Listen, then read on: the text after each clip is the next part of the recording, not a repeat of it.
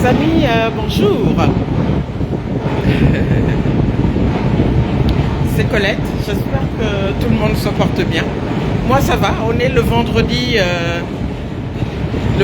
25 avril. Voilà, je vais aller au travail. Je voulais vous saluer. Merci encore de votre fidélité. Voilà, merci. Voilà pour les réactions lors des dernières vidéos de la semaine.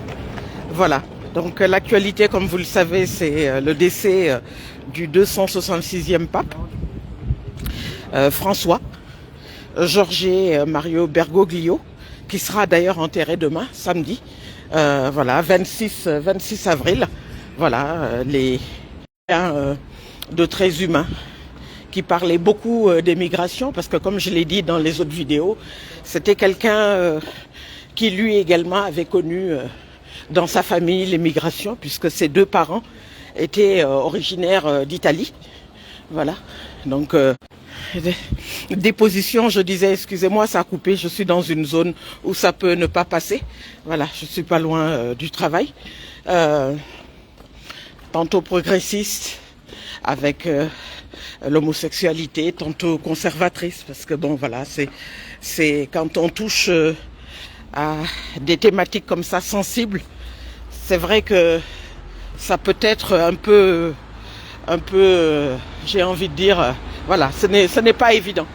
Voilà, c'est quelqu'un qui a fait une forte impression, et je vais aborder aussi une autre chose que je n'avais pas abordée dans la dernière vidéo consacrée au pape François. C'est que depuis quelques années, on remarque une augmentation des conversions dans l'Église catholique, que ce soit par rapport aux jeunes surtout, mais également aux moins jeunes. Le catholicisme traditionnel, le catholicisme rigoriste aussi, c'est-à-dire conservateur, avec des idées contre notamment tout ce qui touche donc aux droits. Je vais parler des droits des femmes, la prêtrise des femmes, la communauté LGBT, etc., etc. Donc voilà, c'est on assiste à beaucoup de courants, etc. Mais vous me direz, ce sont des courants qui ont toujours existé. Rappelez-vous ce que je vous disais avec la dernière vidéo, avec le courant traditionnaliste de Monseigneur Lefebvre, un archevêque d'ailleurs qui était archevêque à Dakar au tout début des années 60, je crois c'était en 62. Voilà, donc voilà,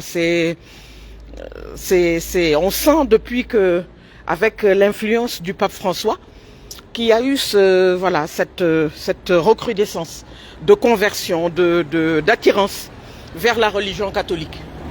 Il a également, ça ne vous a pas échappé, reçu lors de sa dernière journée de vie ici sur Terre, le vice-président américain. Et moi ça je ne le savais pas, mais j'ai appris que D.J. Vance, donc le vice-président américain, donc le vice-président des États-Unis, c'était un converti catholique.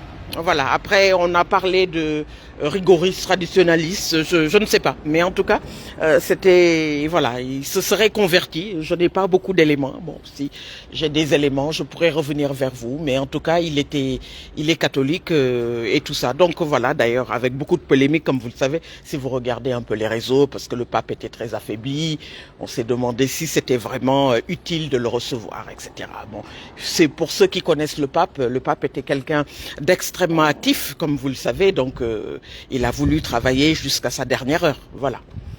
Donc tout ça pour dire que le pape François est quelqu'un, avec ses 12 années de pontificat, mars 2013, avril 2025, quelqu'un qui aura marqué son temps, voilà, quelqu'un qui aura apporté un souffle nouveau. Il a abordé des thèmes voilà, qui sont sensibles, le mondialisme, l'égoïsme, l'argent, etc. Et il a voulu tempérer un peu les choses en disant que la vie, ce n'est pas simplement le mondialisme, ce n'est pas l'argent, ce n'est pas le bien-être, c'est également la souffrance d'autrui, l'écoute, etc. Aller vers l'autre. Quand l'autre est malade, quand l'autre n'a pas d'argent, l'autre n'a pas de maison et SDF, n'hésitez pas à aller vers l'autre. En fait, c'est ce message-là que le pape François a essayé donc de mettre donc dans son pontificat. C'est pas évident parce qu'on vit dans un monde compliqué, etc., où l'argent règne, c'est vrai, etc. Donc voilà, c'est quelqu'un qui aura marqué son temps. Voilà ce que je voulais dire. Je ne vais pas rester longtemps. Voilà, je vous dis encore merci pour vos commentaires, merci pour vos encouragements. Voilà, nous on est toujours là et tout ça, je suis là. Je vais reprendre là bientôt. Voilà, je vous dis à très très bientôt. Je reviens donc vers vous. Voilà, le pape donc François, 266e pape, sera enterré donc demain samedi 26 avril. Voilà. Il faut prier pour lui, prions pour le pape François, prions pour ses actions et prions également pour le prochain pape. Voilà, on n'est pas encore là, comme je vous l'ai dit, je vous ai donné sur tous mes réseaux, regardez Instagram, TikTok, X, etc. Beaucoup de noms, dont le fameux Robert Sarah, mais Robert Sarah est un traditionnaliste très conservateur qui est aimé dans certains milieux, comme vous le savez, si vous suivez l'actualité de la religion catholique, etc. Voilà, donc on verra bien, on souhaite que tout ça se mette en place dans un... Voilà, mais il n'y a pas de souci, il y aura bientôt les élections, voilà, avec ce nouveau pape. Prions pour le pape François. Merci beaucoup donc de votre fidélité. Coucou Yayami, ça va? Tu vas bien? Voilà. Donc si tu veux laisser un message, j'attends encore quelques secondes. Si tu veux laisser un message. Merci beaucoup Yayami. Voilà. Donc un homme bon, un homme altruiste, un homme voilà généreux. Un homme. Merci beaucoup. Merci Yayami. Merci, c'est gentil. Merci. Voilà. Qui aura marqué son temps. 12 ans uniquement, mais il a fait beaucoup de choses. Il a, comme on dit, il a fait bouger les lignes. Voilà. Je vous souhaite une excellente journée. Prions pour le pape François. Merci beaucoup. À très bientôt. Merci. Au revoir. À très bientôt, les amis.